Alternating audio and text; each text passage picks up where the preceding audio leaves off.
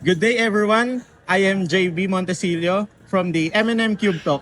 And today, kasama natin ang fastest man in the Asia in terms of pyramid single guys, Carl Matthew Angeles. So Mr. Carl Matthew Angeles, ano namang nararamdaman mo ngayon na ikaw na ang pinakamabilis sa Asia?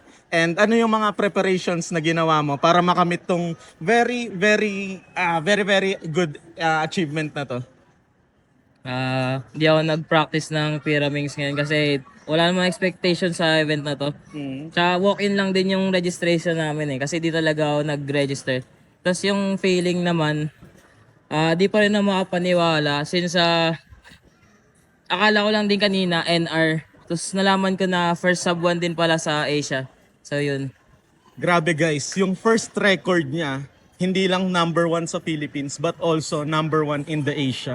Grabe, sobrang galing mo bro. Okay, so ngayon naman, gusto lang namin malaman kung paano mo napapagsabay yung ACADS mo and yung speed cubing. Kasi guys, para malaman nyo rin, si Carl Angeles din ay isang excellent student from, sige, kwento mo. From what?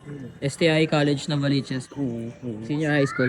So paano mo siya napapagsabay bro? Yung speed cubing and yung ACADS mo? So, nag-cube lang ako pag gusto ko lang. So, minsan may mga time na di talaga ako nag-cube. Nakatago lang. O minsan may dala ako. Tsaka pag may free time, doon lang ako mag-cube. Yan. Grabe. So, yun ang preparations ng isang continental record holder, guys. So, lastly, before we go, bro, okay, ano naman yung mga message mo para sa aspiring pyramidsters? Kasi dati, na-inspire ka rin ng isang or ng maraming pyramidsters, di ba? So, ngayon naman, anong message mo para sa mga aspiring pyramidsters na someday gustong makatungtong sa level mo? Continental level. So, obviously, sinuwerte lang din ako sa Scrum. Pero kung gusto nyo mag-improve ng Asian record level or world class, ang suggestion ko lang, manood kayo sa YouTube. Maraming resources para sa Pyraminx. Yan. May videos din tsaka PDF sa mga website. Di ko lang sure na tawag pero kompleto yung mga alset nila doon.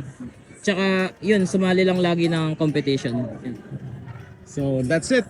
Thank you guys and once again, congratulations Mr. Carl Matthew Angeles. Congrats sir. Okay.